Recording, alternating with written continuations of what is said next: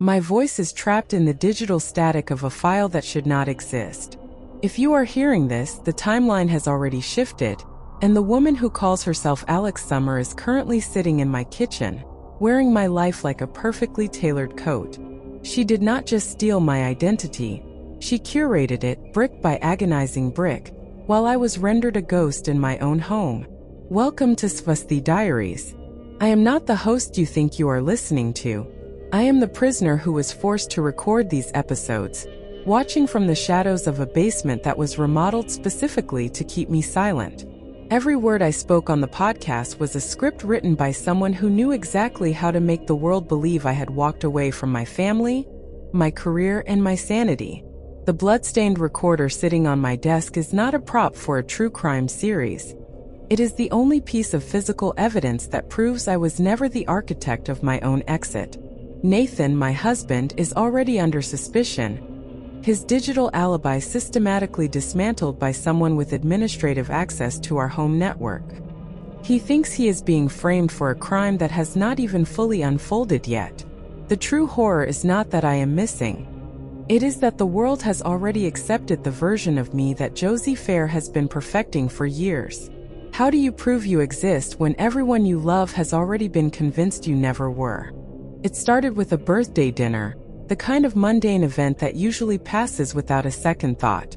The rain was drumming a rhythmic, restless beat against the restaurant windows, blurring the city lights into smears of amber and gray. That was where I met her. Josie Fair. She sat across from me, a woman who seemed to occupy space with the quiet, practiced grace of someone who had spent her entire life studying the movements of others. She didn't just share my birthday. She claimed it as a cosmic connection, a synchronicity that felt, at the time, like a fascinating hook for my next series. I was hungry for content, and her story was a dark, tangled web of misplaced identity and childhood trauma that I thought I could exploit for the sake of a compelling narrative. I didn't see the trap being set. I didn't notice how she mirrored my gestures, how she anticipated my questions, or how she was slowly, methodically carving a place for herself in my professional orbit. Every recording I made, every interview I conducted with her, was a step deeper into the architecture of my own erasure. I was the one holding the microphone, yet looking back, it is clear that she was directing the entire performance. I treated her life like a crime scene waiting to be solved, completely oblivious to the fact that I was the one being cataloged, dismantled, and prepared for replacement. The first unanswered question remains: was Josie a random occurrence, or had she been waiting for me to turn my lens toward her for years? The front door of the Summer residence stood slightly ajar, a sliver of darkness framed by the porch light's dying flicker. I stepped into the foyer, my flashlight beam cutting through the stagnant air to reveal a home that felt less like a crime scene and more like a stage set abandoned mid-performance. There was no sign of a struggle, no shattered glass, no overturned furniture, just an unsettling clinical order. On the mahogany desk in the study, the laptop was still warm, the screen glowing with a cursor that blinked rhythmically, a digital heartbeat in an empty room. Beside it, tucked into the corner of a leather-bound notebook, lay the blood-stained recorder. It was an anomaly, a piece of hardware that shouldn't have been there. Yet it sat waiting, its silver casing marred by a dark, dried smear that caught the light with grim precision. My pulse quickened. If Alix had been taken, why leave the one thing that defined her life? I moved toward the basement door, the floorboards groaning under the weight of my caution. The air down here was colder, smelling faintly of sawdust and something metallic. That's when I saw it. A series of structural alterations behind the drywall, fresh, precise, and entirely at odds with the original blueprints I'd seen months ago. The house was a puzzle box, and every piece had been meticulously rearranged. But the most jarring detail remained. The digital footprint logs on the server showed Nathan's credentials accessing the home security system at 3 in the morning, 2 hours after the police report claimed the house had been completely cleared and secured. The timeline was not just broken, it was being rewritten in real time. The floorboards in the study didn't just creak, they groaned with the weight of a secret. I pressed my palm against the mahogany baseboard near the desk, sensing an unevenness in the grain. With a firm, measured push, the panel shifted, revealing a narrow cavity carved into the foundation. Inside lay a stack of microcassettes, labeled in a handwriting that mimicked Alix's elegant, sweeping script but faltered on the capital letters. I slotted one into a portable player, my breath hitching as the silence of the room was replaced by a voice. It was Alix, but the tone was wrong, flat, rehearsed, and laced with a cadence that belonged to a lecture, not a conversation. The recording detailed a violent confrontation in this very study, yet the timeline she described occurred 3 weeks before the public debut of her hit series. My mind raced to the discrepancy. If these tapes existed, the podcast wasn't a documentary. It was a carefully curated fiction designed to mask a pre-existing trauma. I pulled another tape, the reels turning with a dry, mechanical hum. This time, the voice wasn't hers at all. It was a woman, her pitch perfectly modulated, speaking in the third person about Alix as if she were an object to be disassembled. The air in the house turned brittle. The podcast wasn't just a platform. It was a blueprint for her erasure. Someone had been living in the periphery of her success, waiting for the exact moment to step into the light. The most chilling realization wasn't that Alix was missing. It was that she had been narrating her own demise for months, unaware that the ghost in the machine was already wearing her skin. How could Alix record a confession of a struggle that hadn't even happened yet? The answer lies in the audio files themselves, buried beneath the polished exterior of her podcast. When I ran the frequency analysis on the master track, the anomaly became undeniable. The silence between her sentences wasn't empty. It was a digital ghost, a low-frequency hum, consistent with a high-end signal processor used to patch and loop speech. Someone had taken hundreds of hours of Alix's casual, unguarded conversations and sliced them into syllables, rebuilding her voice to narrate events she never witnessed. This wasn't just identity theft. It was a psychological architecture built to entrap her. She wasn't investigating a mystery. She was being fed a script, prompted by a hidden earpiece during her interviews, and forced to speak her own demise into the microphone without ever realizing the words weren't hers. The most terrifying realization is that her podcast listeners, the thousands who waited for her weekly updates, were essentially the jury for a trial that had already concluded. Every time she laughed, every time she paused for effect, she was being modulated by an architect who sat just out of frame. The final tape in the hidden cavity doesn't just contain a confession. It contains a time-stamped log of her movements, synchronized with the exact moments she thought she was in control. If the podcast was the weapon, then the audience was the unwitting accomplice. We are still listening, but the ghost is already dictating the ending. The deeper I dig into the digital debris, the more the figure of Walter Fair emerges, not as a grieving husband, but as a silent, invisible architect of Alix's entrapment. While Josie provided the face and the voice, Walter provided the infrastructure. I found a series of server logs linked to his home address that suggest he wasn't just a bystander. He was an active gatekeeper of Alix's online presence. The most damning discovery came when I cross-referenced his alibi for the night of the disappearance.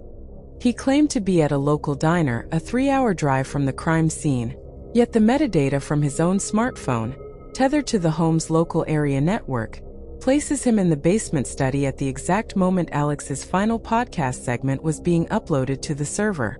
It is physically impossible for him to be in 2 places at once, yet the logs don't lie. He didn't just access her accounts. He manipulated the timestamps to create a digital ghost of himself, a phantom signal designed to trigger at specific intervals. He was the one who ensured Alix's podcast was never truly offline, keeping the illusion of her activity alive long after she was gone. But there is a flaw in his perfection. A single recurring packet of data, a rhythmic ping from a device he thought he had wiped, shows a connection to a secondary, external IP address located in a remote warehouse district. Why would a man who claims to be a simple accountant need a secure, encrypted tunnel to a decommissioned industrial site? If he was just the architect of her digital exile, who was he reporting to on the other side of that connection? The anomaly isn't just in the server logs. It's in the silence that follows every upload. Nathan returns home to a house that feels like a tomb, his key turning in the lock with a metallic scrape that sounds like a confession. He expects to find Alix, but instead, he finds her digital ghost. His own laptop sitting on the mahogany desk is humming, not with data, but with a series of scheduled leaks. These aren't just random files. They are private, intimate audio clips of conversations he never had, confessions he never voiced, and secrets that were never meant to leave the four walls of our bedroom. The metadata confirms it. The files were encrypted using his own private key, a key he thought was secure behind a physical firewall. The pressure is mounting now.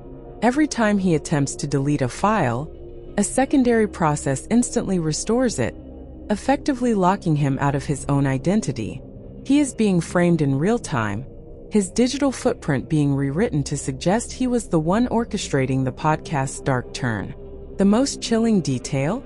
A timestamp on a file uploaded 3 minutes ago, showing a connection originating from the basement study, the very room he is currently standing in. He isn't alone in this house. The rhythmic ping I traced earlier is back, louder this time, emanating from behind the wainscoting in the hallway. Someone is watching him watch his own life dissolve, and they aren't hiding anymore. The trap isn't just closing, it's tightening around his throat, and he is the only one left to witness the final fatal edit. The floorboards in the basement study do not just creak, they surrender. I pry back the wainscoting, and the smell of damp earth and stale, recycled air rushes out to meet me. It is not a crawl space. It is a bunker. A meticulously finished, soundproofed room hidden behind the structural studs of our home. My pulse hammers against my ribs as I shine my light into the void. There, resting on a small portable workbench, is a twin of my own audio interface. The serial numbers are filed off, but the custom modifications, the specific soldering on the input jacks, are unmistakable. This wasn't built overnight. The drywall dust has settled into the grooves of the floor, and a stack of empty delivery boxes, dated weeks before the disappearance, sits tucked into the corner. My stomach turns. Josie didn't just mimic my life. She lived inside the walls of it, listening, recording, and waiting for the exact moment to step out of the shadows. There is a notebook on the bench, open to a page filled with my own handwriting, or a forgery so perfect it defies logic. The entries map out the last 3 months of my podcast episodes, but with one terrifying addition: notes on my private reactions to each recording session. She knew exactly how I felt before I even voiced it. The rhythmic pinging I heard earlier is coming from a hard drive wired directly into the house's main security hub. I reach out to touch the casing, but the server emits a sharp digital chirp. The connection is still active. Someone is watching me through the lens of my own security camera, and they are moving. The hum of the server is a low rhythmic pulse, a heartbeat beneath the floorboards of my own home. I follow the tangled mess of Ethernet cables, watching them disappear into the wall where they bridge the gap between my private sanctuary and her manufactured reality. Every podcast episode one recorded, every triumph I broadcasted to the world, was a script she studied with clinical obsession. I see the logs now. The timestamps don't just record my voice. They record the exact moments I felt vulnerable, the moments I faltered. Josie didn't just listen. She curated my isolation, using the digital footprint of my own success to sever the ties between me and Nathan. She manipulated his inbox, deleting my messages and crafting replies in my tone, ensuring he believed I was the one pulling away, the one building a wall of silence. The motive isn't some grand cinematic vengeance. It is a pathetic, hollow desire for a life she deemed better than her own. She treated my life like a draft, editing it, erasing the parts that didn't fit her narrative, and preparing to step into the skin I wore. As I stare at the blinking hub, the realization crystallizes. She was never the subject of my investigation. I was the subject of hers. The connection is still live, the data streaming upward, but the source of the feed is shifting. A file folder on the desktop screen flickers, revealing a directory of my own past. Private photos, bank records, and the dark secrets I thought I had scrubbed clean years ago. Someone is watching me watch them, and they are preparing to pull the final thread. The sirens didn't wail. They cut through the damp night air with a clinical, surgical precision. I watched from the shadows of the attic window as the officers moved through my front garden, their flashlights tracing arcs against the wet siding of the house. They were here for Nathan. The evidence was, by all accounts, damning. A series of recovered emails from his private account, timed perfectly with the hours surrounding my disappearance, detailed a meticulous plan to scrub his digital trail. There were financial transfers, a one-way ticket booked in a burner name, and a drafted confession that dripped with the kind of calculated resentment that juries love. It was a perfect, polished narrative of a husband pushed to the edge. The lead investigator didn't even knock. He moved with the confidence of a man who had already closed the file. As they led Nathan out in cuffs, he didn't look like a guilty man. He looked like a ghost, hollowed out by a betrayal he couldn't even name. The case was wrapped in a neat, suffocating bow. But then I saw the officer hand over a tablet to log the final inventory, and the screen flashed a momentary, unauthorized system update. It wasn't just an update. It was a remote access bypass, a script I recognized from the very software Josie used to mirror my life. The logs against Nathan hadn't been created on his laptop at all. They had been injected into his server stream from a terminal located inside this very house, using a password that hadn't been changed since the day I moved in. The audio file was a trap, a digital labyrinth of rhythmic pulses I had dismissed as background hum. I pulled the raw waveform into the spectrum analyzer, watching the frequencies bleed across the screen in a jagged, unnatural pattern. It wasn't noise. It was a sequence, a rhythmic cadence keyed to the exact hertz of a low-frequency broadcast tower located 20 miles north of the city. My heart hammered against my ribs as I cross-referenced the signal with the geological survey maps of the old industrial zone. The pattern peaked at the exact moment I recorded the final segment of my show, a segment I had no memory of producing. I traced the signal to a derelict property, a structure that shouldn't have existed on any residential database. It was an abandoned transformer station, hidden by the dense, suffocating canopy of the valley. I didn't wait for the morning. I drove through the pitch-black winding roads, the silence of the woods broken only by the crunch of gravel beneath my tires. When I arrived, the moonlight barely touched the rusted corrugated metal of the shed, but there it was, my car, tucked into the shadows of the loading bay, its paint dulled by layers of grime. The trunk was slightly ajar, revealing a single, discarded headset resting on the floorboard, the wire severed with surgical precision. This wasn't an escape. It was a staging ground. As I stepped closer, the realization hit me with the weight of a physical blow. The culprit hadn't just been following me.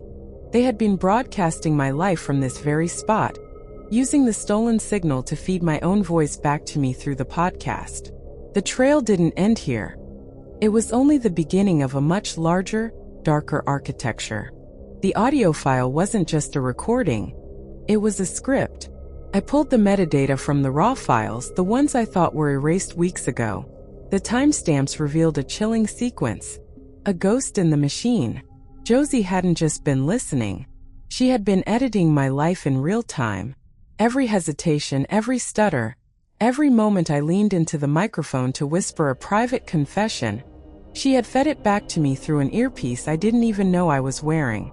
The rhythmic pulses I dismissed as technical interference were actually triggers.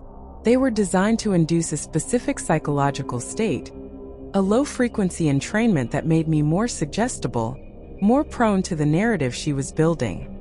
I looked at the waveform again, magnified until the individual samples were visible. There, hidden in the silent gaps between my sentences, were the commands.